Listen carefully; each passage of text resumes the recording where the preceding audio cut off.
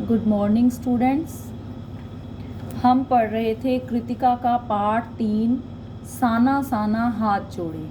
तो पिछली वीडियो में हमने पढ़ा कि जो लेखिका और वो जो अन्य सैलानी थे वो सब लायूंग में ठहरे थे। अब उन्हें आगे कटाव की तरफ जाना था। लेखिका की बड़ी तीव्र इच्छा थी बर्फ़ देखने की और किसी ने बताया भी था कि कटाव में शर्तिया बर्फ़ देखने को मिलेगी। तो इस तरह से उनकी जीप अब कटाव की तरफ बढ़ रही थी जो लायूंग से 500 फीट की ऊंचाई पर था। तो इसमें आगे लेखिका बताती हैं, हम कटाव के करीब आ रहे थे क्योंकि दूर से ही बर्फ से ढके पहाड़ दिखने लगे थे। पास में जो पर्वत थे वे आधे हरे काले दिख रहे थे। लग रहा था जैसे किसी ने इन पहाड़ों पर पाउडर छिड़क दिया हो। मतलब कि अब वो बर्फ़ से ढके पहाड़ दिख रहे थे जैसे किसी ने पाउडर छिड़क दिया हो। कहीं पाउडर बची रह गई हो और कहीं वह धूप में बह गई हो। मतलब कि पहाड़ों पर कहीं कहीं पर अब उन्हें बर्फ़ दिखने लगी थी। नार्गे ने उत्तेजित होकर कहा, देखिए एकदम ताज़ा बर्फ़ है, लगता है रात में ही गिरी है यह बर्फ़। थोड़ा और आगे बढ़ने पर अब हमें पूरी तरह बर्फ़ से ढके पहाड़ दिख रहे थे कि पहले तो उन्हें कहीं कहीं वो ऐसे पहाड़ नज़र आए, लेकिन अब जैसे जैसे वो आगे बढ़े उन्हें पूरे बर्फ़ से ढके पहाड़ दिखे, साबुन के झाग की तरह सब और गिरी हुई बर्फ़। मैं जीप की खिड़की से मुंडी निकाल कर मतलब सिर निकाल कर दूर दूर तक देख रही थी चांदी से चमकते पहाड़। अब लेखिका ने इसमें पहाड़ों की तुलना की है क्योंकि पहाड़ों पर अब उन्हें क्या दिख रही थी, बर्फ़। सारे पहाड़ बर्फ से ढके दिखने के कारण लेखिका ने कहा चांदी से चमकते पहाड़। एकाएक जितेन ने पूछा, कैसा लग रहा है? मैंने जवाब दिया, राम राचो। देखिए इसका अर्थ नीचे दिया हुआ है, मतलब अच्छा है, कि उसने नेपाली भाषा में जवाब दिया। वह उछल पड़ा कि अरे यह नेपाली बोली कहाँ से सीखी। अपनी भाषा के गर्व से उसकी आंखें चमक उठी, चेहरा इतराने लगा और तभी किसी चमत्कार की तरह हल्की हल्की बर्फ एकदम महीन महीन मोती की तरह गिरने लगी। तो लेखिका इसमें बताती हैं कि जब वे वहाँ पहुँच गई उन्होंने बर्फ़ से ढके पहाड़ देखे और फिर धीरे धीरे क्या हुआ, एक चमत्कार हुआ कि महीन महीन मोती, महीन महीन क्या होता है, बारीक बारीक, कि जैसे छोटे छोटे मोती होते हैं वैसे ही छोटी छोटी हल्की हल्की बर्फ़ उन पर गिरने लगी। मतलब कि अब उन्हें स्नोफॉल देखने को मिला। तिमरो माया सेंधे मलाई सताऊच, इसका अर्थ है तुम्हारा प्यार मुझे सदैव रुलाता है। तो इन पंक्तियों में लेखिका ने किसके लिए कहे हैं ये शब्द, बर्फ़ के लिए, कि तुम्हें मतलब तुम्हारा प्यार, कि उसे बर्फ़ देखनी बहुत अच्छी लगती है। तो स्नोफॉल के लिए वो हमेशा मतलब उसकी इच्छा रहती है कि वो स्नोफॉल होती देखे। चहूँ ओर बिखरी यह बर्फीली सुंदरता, चहूँ ओर मतलब चारों ओर ये जो बर्फीली सुंदरता थी जितेन के मन पर भी थाप लगाने लगी थी। प्रेम की झील में तैरते हुए झूम झूम गाने लगा था वह। हम सभी सैलानी अब जीप से उतरकर बर्फ पर कूदने लगे थे। यहाँ बर्फ सर्वाधिक थी, सर्वाधिक मतलब बहुत ज़्यादा अधिक, घुटनों तक थी नरम नरम बर्फ। ऊपर आसमान और बर्फ से ढके पहाड़ एक हो रहे थे। कई सैलानी बर्फ़ पर लेटकर हर लम्हे की रंगत को कैमरे में कैद करने में लगे थे, कि जो कई यात्री थे वो बर्फ़ का पूरा आनंद उठा रहे थे और उसे अपने कैमरे में कैद कर रहे थे। मेरे पाँव झनझन करने लगे थे, मन वृंदावन हो रहा था, मतलब मन नाच रहा था। सभी बहुत आनंद उठा रहे थे उस बर्फ़ का। भीतर जैसे देवता जाग गए थे। ख्वाहिश हुई कि मैं भी बर्फ़ पर लेटकर इस बर्फीली जन्नत को जी भर देखूं। तो लेखिका कहते हैं कि मेरा भी मन किया कि मैं इस बर्फ़ पर लेट जाऊं और इस स्वर्ग के जैसे आनंद को मैं जी लूं। पर मेरे पास बर्फ़ पर पहनने वाले लंबे लंबे जूते नहीं थे। मैंने चाहा कि किराए पर लूं, पर कटाओ, यूमथांग और झांगू लेक की तरह टूरिस्ट स्पॉट नहीं था। इस कारण यहाँ झांगू की तरह दुनिया भर की तो क्या एक भी दुकान नहीं थी। खैर, तो लेखिका इसमें कह रही है कि मेरा बहुत मन था कि मैं भी इस बर्फ़ पर लेटूं, पर वो लंबे जूते वो लेकर नहीं आई थी अब वो चाहती तो किराए पर ले सकती थी, लेकिन वहाँ कोई भी दुकान नहीं थी। तो ये एक बहुत मतलब अजीब बात है कि जो कटाव जो जगह है उस समय वहाँ पर एक भी दुकान नहीं होती थी, क्योंकि वो मतलब लोग कटाव के बारे में बहुत कम लोग जानते थे, वो एक टूरिस्ट स्पॉट नहीं था। तो इसलिए लेखिका अपनी वो इच्छा पूरी नहीं कर पाई। दनादन फोटो खिंचवाने की बजाय मैं उस सारे परिदृश्य को अपने भीतर लगातार खींच रही थी, कि चाहे मैं लगातार मतलब कैमरे में फ़ोटो को नहीं कैद कर रही थी, लेकिन मैं अपने भीतर पूरी तरह से उसका आनंद उठा रही थी, जिससे महानगर मतलब शहर के डार्क रूम में इसे फिर देख सकूं। तो वो अपने मन में उसको भर रही थी, ताकि वो वापस जाकर अपने शहर में फिर से अपनी आंखें बंद करके इस नज़ारे को देख सके। संपूर्णता के उन क्षणों में यह हिम शिखर मुझे मेरे आध्यात्मिक अतीत से जोड़ रहे थे। आध्यात्मिक का क्या मतलब होता है? मतलब एक तरह से परमात्मा को याद करना। तो अब जो लेखिका थी वो मतलब अपने आप को संपूर्णता के क्षणों में जी रही थी, कि जैसे वो संपूर्ण हो गई हो, पूरी मतलब उसे पूर्णता का एहसास हो रहा था, परमात्मा का एहसास हो रहा था। शायद ऐसे ही विभोर कर देने वाली दिव्यता के बीच हमारे ऋषि मुनियों ने वेदों की रचना की हो गई। मतलब वहाँ बहुत शांत वातावरण था, तो लेखिका को लगने लगा कि जैसे ऋषि मुनियों ने वेदों की रचना भी यहीं आकर की हो, क्योंकि वे अत्यधिक सुंदर जगह थी। जीवन सत्यों को खोजा होगा, सर्वे भवन्तु सुखिन का महामंत्र पाया होगा, अंतिम संपूर्णता का प्रतीक वह सौंदर्य ऐसा कि बड़ा से बड़ा अपराधी भी इसे देख ले तो क्षणों के लिए ही सही करुणा का अवतार बुद्ध बन जाए। मतलब वहाँ आकर लेखिका को ऐसे लगने लगा कि सब बुराइयाँ, सारे वैर विरोध, सारी तरह की जो भी बुराइयाँ हैं वो सब खत्म हो गई हों और व्यक्ति के अंदर करुणा भर गई हो। करुणा मतलब दया। तो यहाँ आकर एक आम व्यक्ति भी उसे महात्मा बुद्ध बन जाए, कि जो भी इन क्षणों को जी ले। और तभी दिमाग में कौंधा कि मिल्टन ने ईव की सुंदरता का वर्णन करते हुए लिखा था कि शैतान भी उसे देखकर ठगा सा रह जाता था। तो इसमें लेखिका को कुछ याद आया कि मिल्टन जो एक राइटर था, ईव मतलब उसकी पोएम का नेम था, तो उसमें उसका वर्णन किया था, मतलब इतनी सुंदरता से उसका वर्णन किया था कि एक शैतान भी जो है ना, उसकी शैतानी वहाँ पर उस सुंदरता को देखकर खत्म हो जाए। तो दूसरों का अमंगल करने की वो वृत्ति भूल जाता था, कि दूसरों का बुरा करने की जो उसका स्वभाव था उस शैतान का, कि वो भी उस सुंदरता को देखकर खत्म हो जाती थी उसके अंदर की भावना। तो ऐसा ही लेखिका को कुछ वहाँ पर एहसास हो रहा था, जैसे उसके अंदर की सारी बुराइयाँ, सारे वैर भाव सब कुछ खत्म हो गए हों। मैंने मणि से पूछा क्या उसने पढ़ी है मिल्टन की वह कविता, पर मणि उस समय किसी दूसरे ही सवाल से जूझ रही थी। वह एकाएक दार्शनिकों की तरह कहने लगी, ये हिम शिखर जल स्तंभ हैं पूरे एशिया के। अब इसमें जो उसकी सहेली मणि थी वो कुछ और ही सोच रही थी, तो उसने बताया कि ये जो हिम शिखर हैं, जो ये पर्वत हैं, ये पहाड़ हैं, ये जल मतलब जल स्तंभ है, कि पूरे एशिया को ये पानी देते हैं, कि प्रकृति भी किस नायाब ढंग से सारा इंतजाम करती है। नायाब मतलब अनोखे ढंग से। सर्दियों में बर्फ के रूप में जल संग्रह कर लेती है। संग्रह क्या होता है? इकट्ठा। और गर्मियों में पानी के लिए जब त्राही त्राही मचती है, त्राही मतलब प्यास, तो ये ही बर्फ शिलाएं पिघल पिघल जलधारा बन हमारे सूखे कंठों को तरावट पहुंचाती हैं। कितनी अद्भुत व्यवस्था है जल संचय की। तो इसमें मणि ने बताया जल संचय के बारे में। जल संचय क्या होता है? पानी को इकट्ठा करना।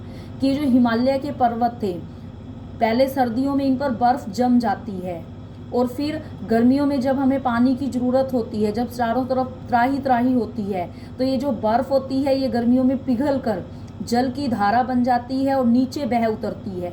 और नीचे जब ये हमारे तक पहुंचती है, मतलब हमारे सूखे कंठों को, हमारे सूखे गलों को शांति पहुंचाती है। मतलब कि एक तरह से ये पानी की व्यवस्था करती है हमारे लिए, कि सर्दियों में बर्फ़ के रूप में यहाँ पानी जम जाता है, गर्मियों में जब हमें इसकी ज़रूरत होती है तो यही पहाड़ों से नीचे की ओर बहता है, नदियों में आता है और इस तरह हमारे तक पहुंचता है। तो इसमें इस तरह से जल संचय की व्यवस्था के बारे में भी बताया गया है।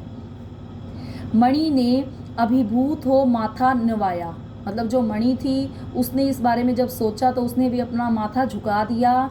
जाने कितना ऋण है हम पर इन नदियों का, हिम शिखरों का, क्योंकि जो ये हिम शिखर थे यहाँ पर जब बर्फ़ पिघलती फिर इनका पानी नदियों में आता और नदियों के माध्यम से हमारे तक पहुँचता। तो ये सारी बातें सोच रही थी कि संसार कितना सुंदर, स्वप्न जगाते उन लम्हों में मैंने सोचा, पर तभी उदासी की एक झीनी सी परत मुझ पर छा गई। उड़ते बादलों की तरह पत्थर तोड़ती उन पहाड़ियों का ख्याल आ गया।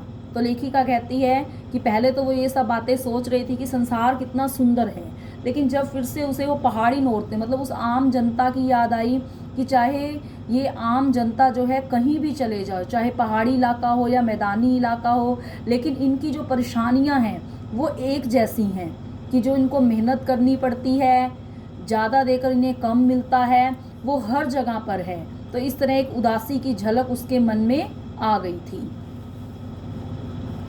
आत्मा की अनंत परतों को छीलता हुआ हमारा यह सफ़र थोड़ा और आगे बढ़ा कि तभी देखा इक्की दुक्की फौजी छावनियाँ। वहाँ पर उन्हें आगे जैसे वो बढ़े तो उन्हें एक फौजी छावनियाँ दिखाई दी, मतलब जहाँ पर फौज रहती थी।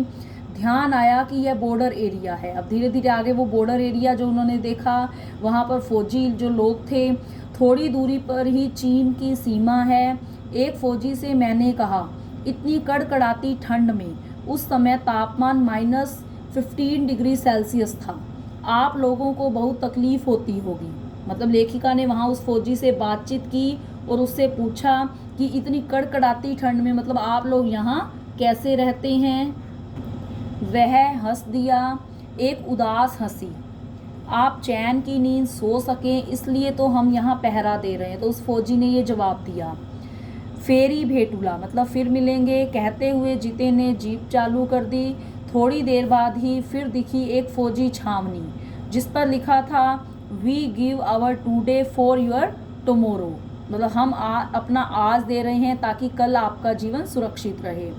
मन उदास हो गया, भीतर कुछ पिघलने लगा। महानगर में रहते हुए कभी ध्यान ही नहीं आया। महानगर मतलब शहर, कि जब हम लोग अपने घरों में अपने शहर में रहते हैं तो कभी हमने ये बातें सोची ही नहीं कि वहाँ पर बर्फीली जो इलाके हैं वहाँ पर जो फौजी हैं वो कैसे हमारी सुरक्षा के लिए तैनात रहते हैं। तो ये बातें कभी ध्यान ही नहीं आई कि जिन बर्फीले इलाकों में वैसाख के महीने में भी 5 मिनट में ही हम ठिठुरने लगते थे, हमारे ये जवान पोष और माघ में भी, जबकि सिवाय पेट्रोल के सब कुछ जम जाता है, तैनात रहते हैं। मतलब कि जब अत्यधिक ठंड हो जाती है उस समय में भी ये जो फौजी हैं कैसे हमारी सुरक्षा के लिए वहाँ लगे रहते हैं। और जिन संकरे, घुमावदार और ख़तरनाक रास्तों से गुजरने भर में हमारे प्राण कांप उठते हैं, उन रास्तों को बनाने में जाने कितनों के जीवन अपनी म्याद के पूर्व ही खत्म हो गए। म्याद मतलब समय। तो लेखिका को ये सारी बातें याद आई तो उसका मन उदास हो गया कि ये फौजी हमारी रक्षा कैसे करते हैं, इतनी ठंड में वो वहाँ रहते हैं। और जो पहाड़ी औरतें हैं, यहाँ के जो लोग हैं, हमारे लिए कैसे, हमारे घूमने के लिए मतलब हमारे आनंद के लिए कैसे घुमावदार रास्ते बना देते हैं, चाहे इसके लिए कईयों का जीवन समय से पहले ही ख़त्म हो जाता है। मेरे लिए यह यात्रा सचमुच ही एक खोज यात्रा थी। पूरा सफ़र चेतना और अंतरात्मा में हलचल मचाने वाला था। बहरहाल मतलब जैसे तैसे अब हम लायुंग वापस लौटकर फिर यूमथांग की ओर, तो कटाओ होकर बर्फ़ के दर्शन किए उन्होंने, उस तरह से वो वापस लौटे। फिर वो लायुंग में आए, फिर लायुंग से वो यूमथांग की ओर आए, जितेन कुछ दिन पूर्व ही नेपाल से ताज़ा आया था। यूमथांग की घाटियों में एक नया आकर्षण और जुड़ गया था। ढेरों ढेर प्रियोता और रोडोडेंड्रो के फूल। जितेन बताने लगा, बस 15 दिनों में ही देखिएगा पूरी घाटी फूलों से इस कदर भर जाएगी कि लगेगा फूलों की सेज रखी हो। यहाँ रास्ते अपेक्षाकृत चौड़े थे, इस कारण खतरों का एहसास कम था। अब वो वापस आ रहे थे, धीरे धीरे वो पहाड़ों से नीचे उतर रहे थे, खतरा भी कम होता जा रहा था। इन घाटियों में कई बंदर भी दिखे, कुछ अकेले तो कुछ अपने बाल बच्चों के साथ। बहरहाल मतलब जैसे भी हुआ, जैसे तैसे हम घाटियों, वादियों, पहाड़ों और बादलों की आंख मिचोली दिखाती पहाड़ी कबूतरों को उड़ाती हमारी जीप जब यूमथांग पहुंची तो हम थोड़े निराश हुए। बर्फ से ढके कटाव के हिम शिखरों को देखने के बाद युमथांग थोड़ा फीका लगा। मतलब हमारा मन उदास हुआ कि हम फिर से उस बर्फ़ को याद करने लगे और यह भी एहसास हुआ कि मंजिल से कहीं ज़्यादा रोमांचक होता है मंजिल तक का सफ़र। तो अब उन्हें लगा जो रास्ते का जो सफ़र होता है वही जो बहुत मतलब रोमांचक होता है, स्नेह भरा होता है। बहरहाल युमथांग में चिप्स बेचती एक सिक्किमी युवती से मैंने पूछा, क्या तुम सिक्किमी हो, मतलब क्या तुम सिक्किम की रहने वाली हो? उसने बताया कि नहीं, मैं इंडियन हूँ। उसने जवाब दिया। सुनकर बहुत अच्छा लगा। सिक्किम के लोग भारत में मिलकर बहुत खुश हैं। जब सिक्किम स्वतंत्र रजवाड़ा था, रजवाड़ा क्या होता है, रियासत, तब टूरिस्ट उद्योग इतना नहीं फला फूला था। हर एक सिक्किमी भारतीय आबो हवा में इस कदर घुल मिल गया है कि लगता ही नहीं कभी सिक्किम भारत में नहीं था। मैंने स्टार्टिंग में आपको बताया था कि जो सिक्किम था पहले वो नेपाल में था। 1975 के नियर अबाउट उसे भारत में शामिल किया गया। तो जो मतलब वहाँ इंडिया के लोग थे या नेपाल के थे वो इस तरह से आबो हवा पानी में मतलब इस तरह कदर घुल मिल गए थे कि ऐसा कभी लगा ही नहीं कि सिक्किम भारत में नहीं था। जीप में बैठने को हुए कि एक पहाड़ी कुत्ते ने रास्ता काट दिया। मणि ने बताया, ये पहाड़ी कुत्ते हैं, ये भौंकते नहीं हैं, ये सिर्फ चांदनी रात में ही भौंकते हैं। क्या विस्मय और अविश्वास से मैं उसे सुनती रही। क्या समुद्र की तरह कुत्तों पर भी पूर्णिमा की चांदनी कामनाओं का ज्वार भाटा जगाती है। खैर, तो इस तरह से उसकी जो और सहेली थी या और सैलानी थे वो ये सारी बातें करते आ रहे थे। लौटती यात्रा में जीप में भी जितेन हमें रकम रकम की जानकारियाँ देता रहा। रकम रकम मतलब तरह तरह की वो जानकारियाँ वहाँ के बारे में देता रहा कि मैडम यहाँ एक पत्थर है जिस पर गुरु नानक के फुटप्रिंट है। वो अन्य जानकारियाँ चाहे उन जगहों के दर्शन लेखिका और सैलानियों ने नहीं किए थे क्योंकि वो सारी जगह तो नहीं जा सकते थे, इसके लिए बहुत समय चाहिए था। लेकिन बहुत सी ऐसी जानकारियाँ जो जितेन ने दी तो उसमें से ही उसने ये बताया कि यहाँ पर एक पत्थर है जिस पर गुरु नानक देव जी के फुटप्रिंट है, मतलब निशान है। कहते हैं यहाँ गुरु नानक की थाली से थोड़े से चावल छिटक कर बाहर गिर गए थे। जिस जगह चावल छिटक कर गिरे थे वहाँ चावल की खेती होती है। करीब 3-4 किलोमीटर बाद ही उसने फिर उंगली दिखाई कि मैडम इसे खेदुम कहते हैं। तो इस तरह से दूर से ही उसने मतलब वो खेदुम उसे कहा जाता था कि जहाँ पर चावल की खेती थी। और इस चावल की खेती का जो रहस्य था वो भी जितेन ने ये जो मतलब गुरु नानक देव जी की थाली से जो चावल गिरे थे इसलिए वहाँ चावल की खेती होती थी, उसे खेदुम कहते हैं। तो ये सारी जानकारी उन्हें जितेन दे रहा था। यह पूरा लगभग 1 किलोमीटर का एरिया है। यहाँ देवी देवताओं का निवास है। यहाँ जो गंदगी फैलाएगा वह मर जाएगा। तुम लोग पहाड़ों पर गंदगी नहीं फैलाते। उसने जीभ निकालते हुए कहा कि नहीं मैडम, पहाड़, नदी, झरने हम इनकी पूजा करते हैं।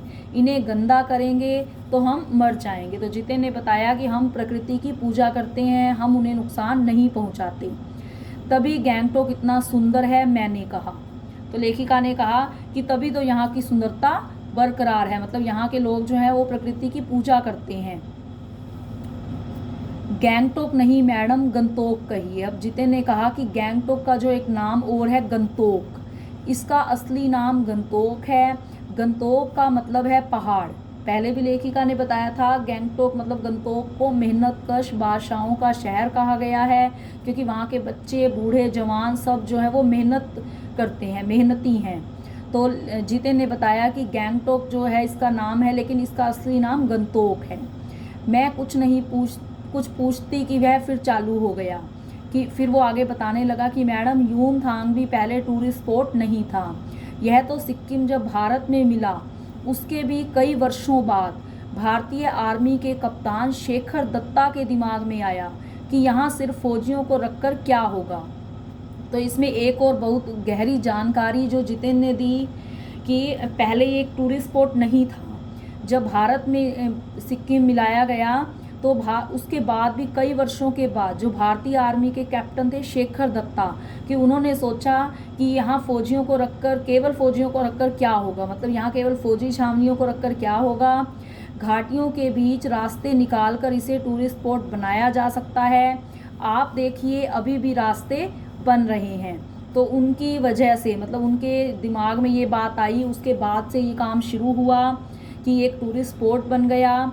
मतलब ये था कि जो युमथांग है वो टूरिस्ट स्पॉट बनाने में किसका हाथ रहा था, भारतीय आर्मी के कप्तान शेखर दत्ता का। तो आगे भी और रास्ते भी बन रहे थे। हाँ, रास्ते अभी भी बन ही रहे हैं, नए नए स्थानों की खोज अभी भी जारी है। शायद मनुष्य की इसी असमाप्त खोज का नाम सौंदर्य है। सौंदर्य मतलब सुंदरता, कि आज भी जो पहाड़ी रास्ते बनते हैं, नई नई जगह की खोज होती है, ये सारी जो है ये सुंदरता है। मन ही मन मैं कहती हूँ और जीप आगे बढ़ने लगती है। तो इस तरह से लेखिका ने इसमें अपनी उस यात्रा का वर्णन किया है। इसमें लेखिका ने गैंगटॉक के बारे में, युमथांग, लायुंग और कटाओ के बारे में बताया। तो यहाँ जो उसने नेपाली युवती के जो मुख से जो प्रार्थना सुनी थी, और उसी प्रार्थना के आधार पर ही अपने इस पाठ का जो शीर्षक भी रखा, साना साना हाथ जोड़े, मतलब कि मैं अपने छोटे छोटे हाथों से ये प्रार्थना करती हूँ कि हमरो जीवन तिमरो कोसेली, मतलब हमारा सारा जीवन अच्छाइयों को समर्पित हो।